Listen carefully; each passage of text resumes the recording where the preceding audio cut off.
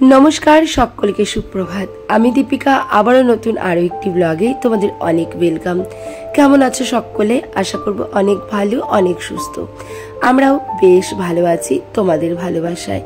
आमार नतून आरो एकटी ब्लगे तोमादेर अनेक वेलकाम, अनेक अनेक भालोबासा जानिए एखान थेकेई ब्लगटा शुरू करलाम। आज सोमवार, समय किन्तु एखन घड़िर काटाय ओई 10:30 नागाद। सकाल बेला आज के सोमवार, तुम्हारा सबाई जानो जे सोमवारे किन्तु आमादेर कापड़ देওয়া हिसेब करा अनेक काजकर्म थाके। तो এই জন্য সকাল থেকে সোমবারে আমার ব্লগটা শুরু করা হয় না, তবে যখন পারি তখন শুরু করি। আর আজকে একদমই সময় পাইনি। সকালে একটু সেদ্ধ ভাত রান্না করে ধুয়ে তারপরে তোমার দাদা ভাইয়ের হাতে হাতে কিন্তু সমস্ত কাজকর্ম করে কাপড় টাপড় গুটিয়ে দিয়ে এখন এই যে আসলাম তোমাদের সামনে তোমাদের সঙ্গে কথা বলতে। তো কালকে সন্ধ্যাবেলা ওই বাড়ির উপরে যে ছাতুগুলো আসে, যে সামনের পর ভাঙিয়ে তারপরে ছাতুগুলো দেয়, যে মানে খাঁটি ছোলার ছাতুগুলো, তো তোমার দাদা ভাই সেগুলো রেখেছিল। কালকে আর কোটোয় ভরা হয়নি, সেগুলো আজকে কোটোয় ভরে নিলাম। আর সকালে সকলেই তো সেদ্ধ ভাত খেয়েছে, আর আমি কিন্তু একটু ছাতু নিয়ে নিলাম। এখন এই ছাতুটা খেয়ে তারপরে দেখো সংসারের সমস্ত কাজবাজে হাত লাগিয়ে দিয়েছি।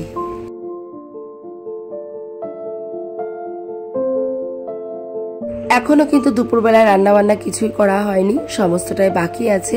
ওই আস্তে আস্তে টুকটুক করে ঘরটার গুছিয়ে স্নান পুজো সেরে তারপরে কিন্তু রান্নাটা করব। আর আজকে সোমবার, আজকে কিন্তু আমি মেশিনে বসি না, মানে খুব এমন কম সোমবার আছে যেদিন আমি মেশিনে বসি।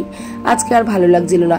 আসলে ওই সারা সপ্তাহ কাজ করার পর একটা দিন যদি একটু রেস্ট না নেওয়া যায়, তারপরে কিন্তু কাজের আর সেই এনার্জিটা থাকে না। তোমরা দেখবে সপ্তাহের প্রথম দিকে কাজের যে এনার্জিটা থাকে, সপ্তাহ শেষের দিকে গিয়ে কিন্তু সেই এনার্জিটা আমাদের একদমই থাকে না। তো এই কারণেই সপ্তাহে একটা দিন কিন্তু একটু শুয়ে বসে কাটাই, এতে করে শরীরটাও রেস্ট হয়, নিজেও বেশ পরের দিনের কাজের প্রতি কিন্তু একটা আগ্রহ জন্মায়। তাই প্রত্যেকটা সোমবার কি করি, একটু ছুটি করে মঙ্গলবারের থেকে রোববার পর্যন্ত আবারও কিন্তু একটানা কাজ করার ফুল এনার্জি পাই।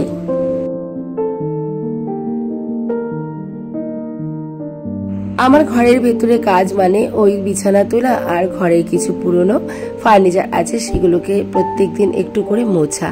আসলে পুরনো থাক বা ভাঙাচোরা থাক, যেই জিনিসটা আমার সেটা কিন্তু একান্তই আমার, আর সেই জিনিসটাকে যত্ন করার দায়িত্ব কিন্তু পুরোটাই আমার উপর।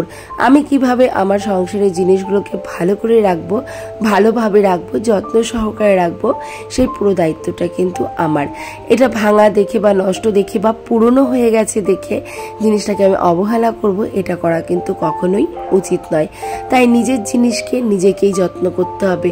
আর নিজের সংসারের লক্ষ্মীশ্রী বজায় রাখতে গেলে কিন্তু নিজেকেই যত্নশীল হওয়া খুবই প্রয়োজন। তাই ঘরটাকে ভালো করে একটু গুছিয়ে পুরনো আসবাবপত্রগুলোর ওপরে আবারও সেই আলগা হাতে একটুখানি ম্যাসাজ করে নিয়ে, মানে একটুখানি পরিষ্কার করে নিয়ে তারপরে কিন্তু চলে আসলাম। ওই সকালে যে খাওয়া দাওয়া হয়েছিল এঁটো বাসনগুলো, সেগুলো তো পড়েই ছিল, তো সেই বাসনগুলো নিয়ে কলপারে সোজা চলে আসলাম এই বাসন কটা ধোয়ার জন্য। আসলে ছুটি বলেই যে ছুটি বা ছুটি মানেই যে ছুটি সেটা কিন্তু নয়, কারণ আমাদের মতো সংসারে বা আমাদের মতো গৃহবধূদের কিন্তু কোনো ছুটি ছাটা নেই। কি রোববার, কি সোমবার, কি হলিডে, কি সানডে, প্রত্যেকটা দিনই কিন্তু আমাদের সমানভাবে চলে। ওই আর কি এক্সট্রা যেই বাইরের কাজগুলো থাকে সেগুলো হয়তো কম করতে হয় বা করতে হয় না, তবে ঘরের সমস্ত কাজ কিন্তু করতেই হয় আমাদের। আসলে সংসার নামক যে জীবন, এইটার থেকে কিন্তু আর কোনো ছুটি নেই। এইটা আমরা জবের থেকে বিয়েতে আবদ্ধ হয়েছি বা সংসার জীবনে আবদ্ধ হয়েছি, তবের থেকে কিন্তু আমাদের এই একই মানে ধরা বাঁধা একটা রুটিনে আমাদের কিন্তু বেঁধে দেওয়া হয়েছে, যে সকাল দিয়ে ঘুম থেকে ওঠো এটা করো, আর একদম রাতে শুতে যাওয়া পর্যন্ত এটা করো, ব্যাস এটুকুই আমাদের তালিকার মধ্যে বিভক্ত রয়েছে। তো যাই হোক, এখন দুপুরবেলা রান্নাটা একটু গুছিয়ে নিচ্ছি।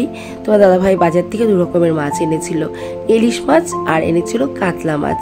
তো আমি একটু বুদ্ধি করে চলি, বলতে গেলে একটু কিপটে ধরনের, তবে এটা কিপটে নয়, সংসারে সাশ্রয় করাটাকে কিন্তু কিপটে বললে চলে না। আর যারা তোমরা ভাবো আমি কিপটে, তো তাদের ভাবনায় থাক আমি কিপটে, আমার তাতে কিন্তু কিছু এসে যায় না, কারণ ওই যে বললাম সংসারটা কিন্তু একান্তই আমার। তো আজকে খাবো কাতলা মাছটা আর কালকে ইলিশ মাছটা। আসলে দুটো মাছ কিন্তু একদিনেই খাওয়া যায়, তবে একদিনে খেয়ে ফেললে তো হবে না, আমাকে কিন্তু পরের দিনের চিন্তাটাও করতে হবে। আসলে আমি তো জানি আমার বাড়ির ইনকাম কতটা, তো আমাকে কিন্তু সেইভাবে চলাটাই উচিত, আমার কিন্তু সেইভাবে চলাটাই একদমই উচিত। তার কারণ আজকে খাবো, কালকে খাবো না, বা কালকে না খেয়ে থাকবো, বা কালকে ডাল ভাত খেয়ে থাকবো, তেমন কিন্তু কোনো রকমের মানসিকতা আমার নেই। কারণ আজকে 2 রকমের মাছ এনেছি, এটার থেকে যদি আমি 1 রকমের মাছ উঠিয়ে রাখি, তাহলে আজকেও মাছ দিয়ে খাওয়া হবে, কালকেও কিন্তু আমার মাছ দিয়েই খাওয়াটা বেশ চলে যাবে। আর ইনকাম অনুযায়ী কিন্তু আমাদের প্রত্যেকের চলা উচিত। তাই আজকে আছে বলে খেয়ে নেব আর কালকে চিন্তা করব না, এটা করা কিন্তু কখনোই উচিত নয়। আর আমি সংসারে সবসময় এরকমভাবেই সাশ্রয় করে বুদ্ধি করে চলার চেষ্টা করি। তার কারণ কম আয়ে একটুখানি যদি গুছিয়ে সংসারটা করা যায় বা বুদ্ধি করে সংসারটা করা যায়, তাহলে দেখবে বছর শেষে, দিন শেষে, মাস শেষে কিন্তু একটা মানি আমাদের সেভিংস হয়। এই ধারণা যেমন আজকে যদি আমি 2টো মাছ রান্না করে ফেলতাম, 2টো মাছই কিন্তু আমার খাওয়া হয়ে যেত। আর বুদ্ধি করে আমি একটা মাছ তুলে রেখেছি মানে কালকের দিনটা আমার চলে যাবে। এক্ষেত্রে কালকের কিন্তু বাজার সদাইয়ের যে খরচটা, সেই খরচটাও কিন্তু আমার অনেকটাই বেঁচে গেল। আর এভাবেই কিন্তু আমি আমার হাজবেন্ডের পাশে দাঁড়াই এবং আমার হাজবেন্ডকে কিন্তু ভবিষ্যতের জন্য একটু হলেও মানি সেভিংস করার জন্য একটু হলেও সাহায্য করি। আসলে আমরা যদি এইভাবে সাহায্য না করি, কারণ আমরা যারা গৃহবধূ আছি, যারা বাইরে কোনো সার্ভিস করি না বা জব করি না, তাদের তো সংসার থেকেই কিছুটা সাশ্রয় করতে হয়। তো আমাদের মতো গৃহবধূরা কিন্তু এভাবেই চাল, ডাল, তেল, নুন, মশলা, বাজার সদাই এইগুলোর থেকেই কিন্তু একটু একটু করে বাঁচিয়ে কিন্তু হাজবেন্ডকে একটু হলেও হেল্প করার চেষ্টা করি। কিছু না হলেও মাসে যদি এভাবে 100 টাকাও বাঁচে, তাও কিন্তু 100 টাকাই আমার সেভিংস হচ্ছে।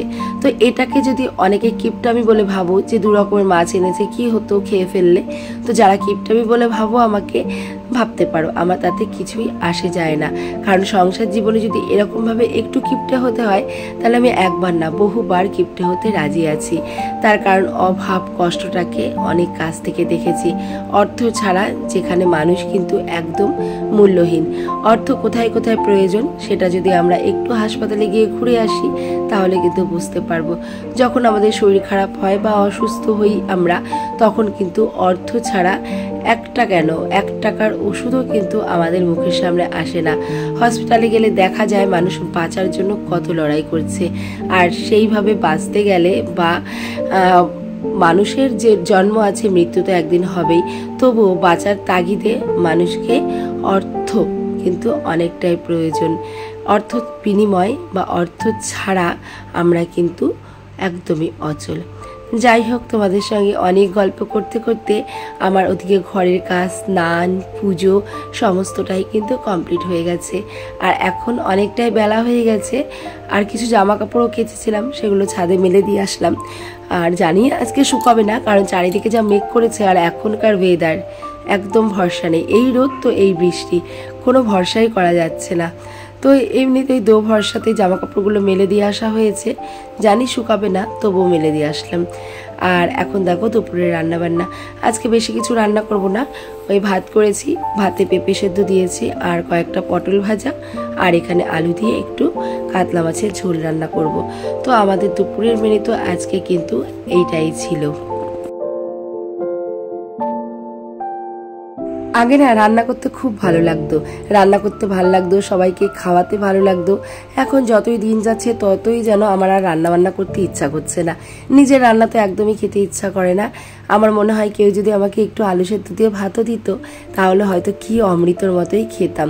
সত্যি কখনো কখনো যখন বাবার বাড়িতে বেড়াতে যাই বা এদিক ওদিক বেড়াতে যাই, কেউ যখন থালাটা সাজিয়ে ভাতটা দেয়, এত ভালো লাগে, মানে মনে হয় যেন 1 গাল ভাত বেশি খাওয়া হয়ে গেল। নিজের হাতে আর ভালো লাগে না, কারণ 18টা 19টা বছর ধরে সংসার করছি একভাবে। ওই যে রান্না বান্না সংসারের বেড়াজালে আবদ্ধ হয়েছি, এখান থেকে আর চাইলেও কখনো ছুটি নিতে পারবো না। যাই হোক, মাছের ঝোলটা রান্না হয়ে গেছে, তারপরে কিন্তু সকলে মিলে খাওয়া দাওয়াটাও কমপ্লিট করে নিয়েছিলাম। তারপরে না অনেকক্ষণ একটু ঘুমিয়েও ছিলাম।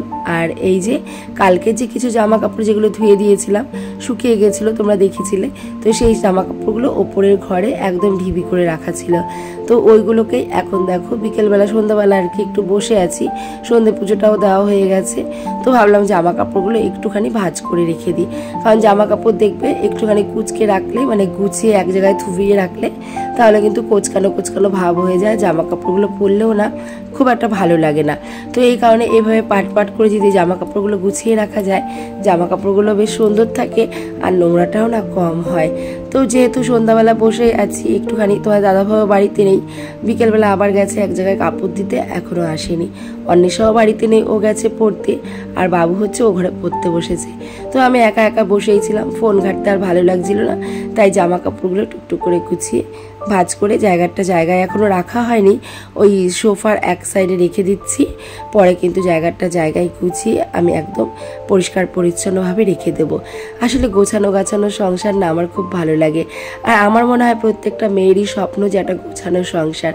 যার সংসারে যতটুকুই আছে সে কিন্তু ততটুকু নিয়েই গুছিয়ে সংসার করতে ভালোবাসে, কারণ সংসার হলো ভালোবাসার জায়গা। সংসার হলো একটা মন্দিরের মতো, যেখানে কিন্তু পুজো দেওয়া চলে। এখানে হিংসা অহংকার কোনোটাই মানায় না, তাতে কিন্তু মা লক্ষ্মী ভয় পেয়ে যান এবং অলক্ষ্মীর বাস হয়। ওই যে সকাল দুপুরবেলা জামা কাপড়গুলো মেলে দিয়েছিলাম, বলেছিলাম যে শুকোবে না, একটু পরে ঝমঝম করে বৃষ্টি চলে এসেছিল। জামা কাপড়গুলো যেহেতু জল ঝরে গেছিলো ঘরে তুলে রেখে দিয়েছিলাম। তো এখন দেখো হাওয়ার তলায় জামা কাপড়গুলো মেলে দিলাম। সারা রাত তো ফ্যান চলবে, যতটা শুকানো ঠিক কিন্তু শুকিয়ে যাবে। আর দেখবে তুমি সকালবেলা যতই পরিপাটি করে ঘরটার গোছাও না কেন, ওই দুপুর হতে হতে একটু খারাপ হলেও বিকেল বা সন্ধ্যা হতে হতে কিন্তু ঘরটা পুরোটাই অগোছালো হয়ে যায়। তাই বিছানাটাকে আবারও ঝেড়ে ঝুড়ে পরিষ্কার করে নিলাম। এমনিতেও বিছানার মধ্যে জামা কাপড় ভাঁজ করা হয়েছে, তো বিছানা তো পরিষ্কার করতেই হতো, গুছিয়ে নিলাম। আর একদমই না ভালো লাগছিল না, তাই ভাবলাম কি মাথায় একটু তেল দিই, মাথাটাও কেমন লাগছে, শরীরটাও যেন কেমন ভালো লাগছে না, তাই ভাবলাম যে একটুখানি তেল দিই। তাই বসেই আছি, তাই সুন্দর করে একটুখানি মাথায় তেল মালিশ করে নিচ্ছি। আর ভিডিওর পুরো শেষ পর্যায়ে চলেও এসেছি। তো এখানে এসে সবার কাছে একটাই রিকোয়েস্ট করব, প্লিজ তোমরা ভিডিওটা একটা লাইক দিয়ে কন্টিনিউ করো, আর কেমন লাগলো অবশ্যই কমেন্ট সেকশনে কমেন্ট করে জানিও। আর যদি নতুন বন্ধু এই চ্যানেলে আমার এই মুহূর্তে আমার চ্যানেলটাকে ভিজিট করে থাকো, অবশ্যই একটা সাবস্ক্রাইব করে পাশে থেকো, অবশ্যই ভিডিওটা ফুল ওয়াচ করো। আর যেহেতু সোমবার, তোমার দাদাভাই দেখো বাইরের থেকে খাবার নিয়ে এসছে, এখানে চিলি চিকেন এনেছিল, সন্ধ্যাবেলা এটাই টিফিন করব। চলো এখন টাটা, ভালো থেকো।